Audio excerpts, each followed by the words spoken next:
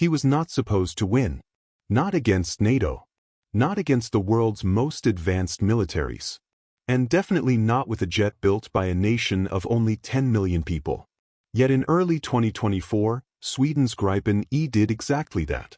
It pulled off a maneuver so unexpected, so calculated, and so effective that it rattled NATO commanders, stunned the Pentagon, and forced analysts to rewrite the rulebook on modern air power. But the real shock wasn't the jet itself. It was the idea behind it, the quiet philosophy Sweden had followed for decades. A philosophy that finally showed its true power. Because on that winter day over Northern Europe, the world learned something no one wanted to admit. You don't need a trillion-dollar defense budget to challenge a superpower. You just need independence and the courage to build on your own terms. To understand how Sweden reached this moment, you have to go back to the Cold War, a time when the world divided into two giant military blocs, each demanding loyalty, obedience, and absolute dependence. But Sweden refused. Neutral on paper, surrounded in reality, the Swedes built their own survival strategy. No foreign influence. No borrowed technology. No waiting for an ally's approval. If Sweden wanted to survive, it had to build everything. Missiles, radars, submarines, tanks, and eventually fighter jets. But unlike the US or Russia, Sweden couldn't build massive fleets or giant aircraft. It didn't have the budget. It didn't have the manpower. And it didn't have the luxury of mistakes. So they did something radical. Instead of building bigger, Sweden built smarter. Every aircraft they created had a single mission: defend Sweden's airspace at all costs. The Draken did that. The Viggen did that. And when the world moved into the digital age, the Gripen carried that legacy further than anyone expected. The early Gripen models were fast, agile, and affordable. But the new generation, the Gripen E, was something else entirely. It wasn't just an aircraft. It was a statement, a challenge to American dominance. A reminder that innovation is not the exclusive right of superpowers. The Gripen E was designed to be sovereign. Every line of code was Swedish. Every radar pulse was Swedish. Every upgrade was under Sweden's control. No foreign permission. No hidden backdoors. No monopolies. And it was this independence, not its weapons, that NATO feared the most. Most NATO members fly American aircraft because they have no choice. The software is American. The logistics are American. The updates are American. Even the firing codes, in some cases, must be approved by Washington. Owning an F-35 isn't ownership. It's membership in an ecosystem, one you can't escape. But Sweden refused to join. Gripen was free. Free from American locks. Free from political pressure. Free from the restrictions that bind most nations. And when Sweden joined a multinational NATO air exercise in early 2024, nobody expected a crisis. It was supposed to be routine, just another training event. But what happened next stunned everyone. The scenario was simple. NATO forces had to maintain air superiority over contested Baltic airspace. The US, UK, and Germany brought their best jets. Sweden brought the Gripen E. Their mission was even simpler: disrupt NATO without firing a single missile. It sounded impossible. But minutes after the exercise began, something strange happened. NATO radars started failing. Data links flickered.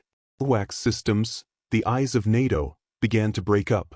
Pilots flying some of the world's most advanced jets suddenly found themselves blind. And the Gripen E? It wasn't struggling. It was gliding into the battle space with silent precision. Its weapon wasn't firepower. It was electronic warfare. The Gripen E carries the Axios electronic warfare suite, one of the most advanced in the world. While other jets rely on stealth coatings or massive support networks, the Gripen uses a different strategy. It sees first. It deceives first. It disrupts first.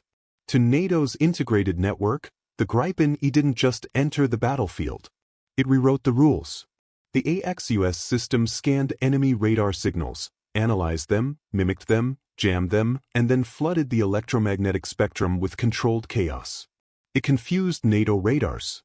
It cut off communications between fighters. It broke data chains connecting aircraft and command centers. And it even blinded the AWACS aircraft that should have detected everything.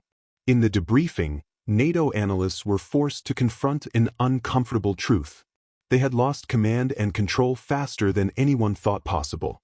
One NATO official reportedly said, "We were blinded before we even realized Sweden was inside the battle space." Another asked a question that hung in the room with a quiet dread. If a country this small can do this, who else can? For decades, the world believed that superpowers dominate because they are big. Big budgets, big fleets, big alliances. But that exercise proved another truth. Intelligence defeats size. Flexibility defeats bureaucracy. And independence defeats dependence. The Gripen E didn't rely on stealth coatings. It didn't rely on huge support fleets. It didn't even rely on overwhelming speed. It relied on something far more powerful, the ability to shape the battlefield. Gripen created its own stealth using electronic warfare. It created its own network when NATO's failed. It operated like a lone wolf, fully lethal even when isolated. In a world where war depends on information, Gripen turned information into a weapon. And that terrified NATO. Because if Sweden could do it, other nations could too. Brazil noticed. India noticed. Czech Republic noticed. Countries across Asia, South America, and Eastern Europe started asking the same question. Why depend on a superpower when you can build your own sovereignty? Gripen became more than a jet. It became a symbol of a changing world. A world where defense doesn't rely on a giant alliance. A world where smaller nations can push back. A world where independence matters more than size. NATO's public reaction was quiet. But behind closed doors, the concern was real. The fear wasn't Sweden. Sweden was an ally. The fear was the message. A small nation had proven it could defend itself, and even challenge the systems designed by superpowers. If others followed this path, NATO's greatest strength, its integration, could become its greatest vulnerability.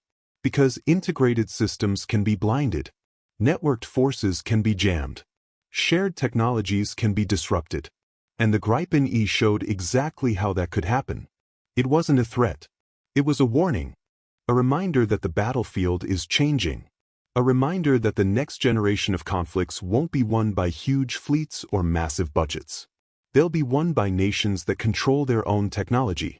Sweden didn't build the Gripen E to embarrass NATO. It built it to survive and to prove that sovereignty matters. In every wire, every radar pulse, every line of code, Gripen carries that philosophy. The philosophy that dependence is a weakness. The philosophy that small nations can create world-class defense systems. The philosophy that independence isn't just possible, it's powerful. That single exercise wasn't about dominance. It was about proving that the age of superpower monopoly is ending. Because once Sweden demonstrated that a small nation could challenge a giant, the world changed. Countries began rethinking their alliances, reassessing their dependencies, re-evaluating their strategies. The global balance didn't shift overnight, but it cracked, just enough for the world to notice. Gripen didn't just outperform expectations. It shattered a myth. The myth that military power belongs only to the biggest players. The myth that smaller nations must accept dependence. The myth that innovation requires an unlimited budget. Sweden proved otherwise. And now, as nations search for autonomy in a world divided by sanctions, export controls, and political pressure, the Gripen E stands as a beacon. A reminder that sovereignty is still possible. A reminder that intelligence can redefine power. A reminder that even a small nation can reshape the global order. So the real question isn't whether Sweden can challenge superpowers. The real question is, the truth is never simple, and fame always hides a darker side. You're watching History Nexus, where fame, mystery, and madness collide. Subscribe now, before the next secret unfolds.